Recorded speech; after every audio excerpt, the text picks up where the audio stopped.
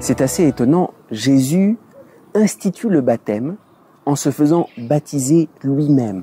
D'abord, Jésus n'a pas besoin d'être purifié, et puis c'est très étonnant, on s'attendrait beaucoup plus, puisque Jésus est en position de celui qui nous sauve, on s'attendrait beaucoup plus à ce que Jésus institue le baptême en baptisant lui-même les hommes. Mais on ne voit pas Jésus qui baptise les hommes. C'est très impressionnant parce que c'est comme ça que Jésus nous sauve, et c'est très inattendu. Le baptême, Jésus plonge, se laisse baptiser, il plonge avec les hommes dans les eaux de la mort. Mais généralement, c'est pas comme ça qu'on sauve quelqu'un.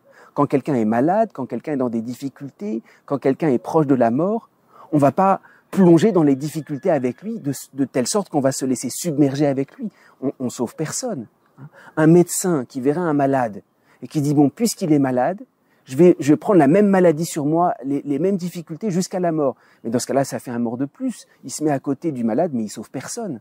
Et c'est très étonnant. La manière dont Dieu nous sauve, aucun homme ne peut faire ça. On ne peut pas sauver un homme en se laissant submerger par sa propre maladie ou par sa propre difficulté ou par sa propre mort. En réalité, seul Dieu nous sauve comme ça. Parce que quand Dieu s'approche de nous en plongeant avec nous dans les eaux de la mort, il n'y a rien qui puisse faire obstacle à sa présence. Les hommes crachent sur Dieu, le rejettent, le crucifient.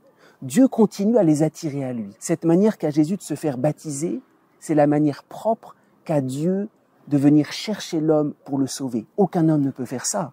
Et peut-être c'est la manière la plus personnelle.